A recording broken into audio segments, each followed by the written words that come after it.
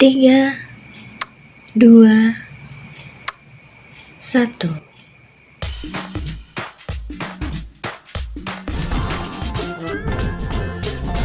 Welcome back to my YouTube channel.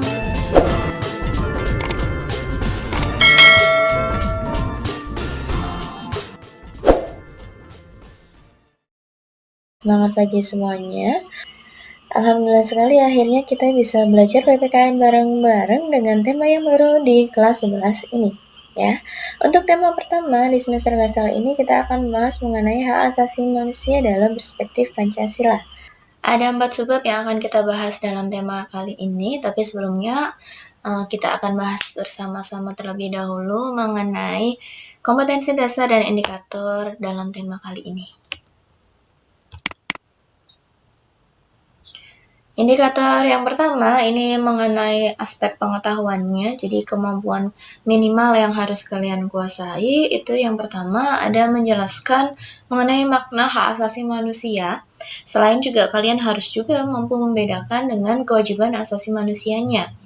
Terus ada juga kalian harus menelaah hak asasi manusia dan kewajiban asasi manusia sesuai dengan nilai-nilai dasar Pancasila, nilai instrumental, dan nilai-nilai praksis Pancasila. Jadi ada 3 nilai dalam Pancasila ya, nilai dasar, nilai instrumental, dan nilai praksis dari masing-masing asasi manusia dan kewajiban asasi manusia itu sendiri.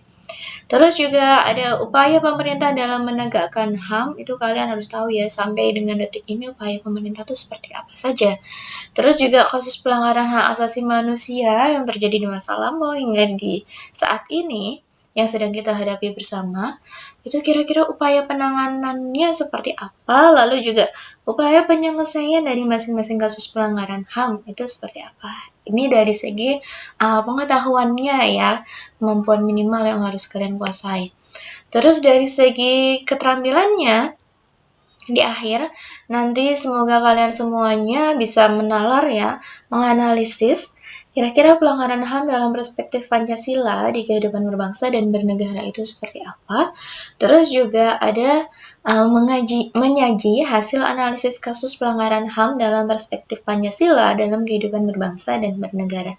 Jadi kalian menganalisis kasus-kasus pelanggaran HAM, lalu nanti kalian sajikan ya dengan bahasa kalian masing-masing, dengan pemahaman kalian masing-masing mengenai kasus pelanggaran HAM dalam perspektif Pancasila.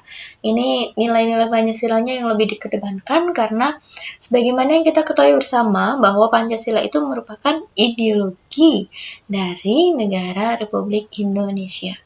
Jadi ada 2 penilaian ya, yaitu penilaian pengetahuan dan penilaian keterampilannya. Dalam tema kali ini kita akan membahas 4 subbabnya, yaitu subbab yang pertama konsep hak asasi manusia dan kewajiban asasi manusia itu sendiri, lantas substansi isi dari masing-masing hak asasi manusia dan kewajiban asasi manusia dalam Pancasila. Karena Pancasila kita ketahui bersama ini ideologi negara Republik Indonesia. Bahas berbagai macam kasus pelanggaran hak asasi manusia di Indonesia, yaitu yang terjadi di masa lampau hingga yang terjadi di masa kita saat ini. Lalu juga tidak lupa kita akan membahas kira-kira upaya penegakan hak asasi manusianya itu seperti apa. Siapkan alat tulis kalian terlebih dahulu dan carilah posisi yang paling nyaman supaya kita bisa belajar bareng-bareng dengan tema yang pertama di semester ini. Semangat belajar! Masuk ke materi yang pertama. Di sini ada konsep hak dan kewajiban asasi manusia. Kira-kira menurut kalian foto ini termasuk bagian dari hak asasi manusia atau kewajiban asasi manusia? Coba diperhatikan bareng-bareng. Foto kegiatan pembelajaran ini diambil sebelum COVID-19 ya. Menurut kalian kira-kira ini bagian hak atau kewajiban? Mungkin ada beberapa yang sudah tahu ya. Karena kalau istilah hak asasi manusia itu pasti udah nggak asing di telinga kalian masing-masing. Nah, ini ya.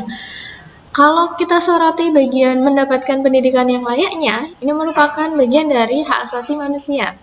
Tapi kalau kita soroti ya mengenai penghormatan orang lain ya, orang lain terhadap orang yang sedang belajar itu merupakan bagian dari kewajiban asasi manusia.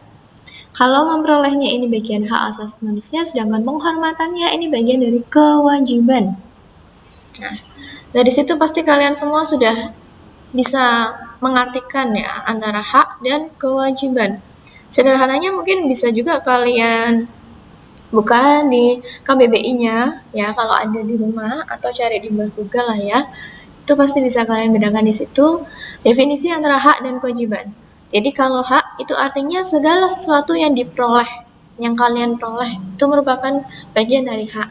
Sedangkan kewajiban itu segala sesuatu yang harus kalian jalankan dengan penuh tanggung jawab.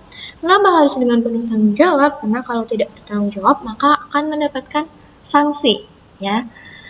Kalau dari ilustrasi tadi ya, dari foto tadi, pasti kan kalian bisa memahami nih, oh berarti kalau mendapat pendidikan yang layak itu bagian dari hak asasi manusia. Sedangkan kalau menghormati orang lain, ya yang sedang belajar itu bagian dari kewajiban asasi manusia. Ya, dari sini bisa kalian mengerti ya, kalau hak itu yang kalian peroleh, kewajiban itu yang harus kalian jalankan. Ini dari segi konsep hak dan kewajibannya terlebih dahulu. Nah, kita simpulkan yang bagian hak asasi manusia dengan kewajiban asasi manusianya. Coba satu persatu kita bahas di sini ya. Ini saya kutip dari Undang-Undang Republik Indonesia Nomor 39 Tahun 1999 tentang Hak Asasi Manusia, dari pasal 1-nya ya. Ayat pertamanya di sini dijelaskan bahwa hak asasi manusia adalah seperangkat hak yang melekat pada manusia sebagai makhluk Tuhan yang Maha Esa dan merupakan anugerahnya yang wajib dihormati, dijunjung tinggi, dan dilindungi oleh negara, hukum, pemerintah, dan setiap orang. Ini pengertian dari hak asasi manusia ya. Kita bandingkan dengan kewajiban asasi manusia dikutip dari undang-undang yang sama. Ini kewajiban asasi manusia saya singkatnya jadi HAM ya, supaya kalian lebih mudah memahami. Kalau HAM itu hak asasi manusia, HAM-nya itu kewajiban asasi manusia. Dikutip dari undang-undang yang sama, diartikan bahwa kewajiban asasi manusia merupakan seperangkat kewajiban yang apabila tidak dilaksanakan tidak memungkinkan terlaksananya dan tegaknya hak asasi manusia. Sederhananya dari ilustrasi yang tadi, ada seorang anak yang belajar. Kalau tidak ada kewajiban asasi manusia dari teman-temannya yang lain, otomatis hak asasi manusianya pasti diperolehnya juga nggak akan maksimal. Jadi belajarannya misal nggak kondusif, karena kondisinya teman-temannya yang lain banyak yang ngajakin bercanda, banyak yang ngajakin ribut, ya. Berarti secara tidak langsung teman-temannya itu tidak melakukan kewajiban asasi manusianya dengan tepat, karena belajar itu ya, memperoleh pendidikan itu merupakan bagian dari hak asasi manusia. Sehingga sudah keharusan setiap orang, kelompok, organisasi, lembaga, dan sebagainya untuk menghormati, menjunjung tinggi, dan melindungi hak asasi manusia yang dimiliki oleh seseorang. Dengan demikian, pasti kalian bisa mengetahui ciri khusus dari hak asasi manusia. Ada 4 ciri khusus dari hak asasi manusia, yaitu hakiki, universal, tidak dapat dicabut, dan tidak dapat dibagi. Kalau hakiki itu artinya hak itu dimiliki setiap orang sejak lahir. Ya, setiap orang itu pasti punya hak asasi manusia tanpa memandang suku, agama, ras, ataupun antar golongannya. Ini merupakan pengertian dari yang universal. Ya, jadi setiap orang di belahan dunia manapun pasti punya hak asasi manusia. Ini ciri yang universal. Sedangkan yang tidak dapat dicabut, itu artinya hak tersebut sudah melekat pada setiap orang. Ya, sekalipun orang tersebut bersalah, ya, hak tersebut tidak dapat dicabut begitu saja. Sedangkan yang tidak dapat dibagi itu artinya setiap orang punya seluruh haknya, nggak bisa dibagi-bagi. Misal ya, si A cuma punya hak pendidikan, si B cuma punya hak untuk hidup, ya. Si C cuma punya hak untuk membentuk keluarganya, nggak bisa ya. Ini bisa kalian cermati masing-masing hak asasi manusianya satu persatu di Undang-Undang Dasar kalian, ya. Undang-Undang Dasar 1945 yang versi amandemen keempat ya. Kalau belum di amandemen pasti kesulitan kalian menemukannya. Itu di pasal 28A sampai dengan 28J. Pertemuan kali ini cukup sampai di sini saja. Kita membahas mengenai konsep hak asasi manusia dan kewajiban asasi manusianya. Kalau ada pertanyaan, silahkan bisa kalian tanyakan langsung di kolom komentar ya. Atau bisa juga nanti kalian tanyakan melalui aplikasi Google Classroom-nya kalian. Dan pastikan sebelumnya kalian sudah gabung ke kelasnya kalian masing-masing. Dari situ nanti akan kita bahas bersama-sama kira-kira yang masih menyulitkan atau membingungkan buat kalian itu apa saja.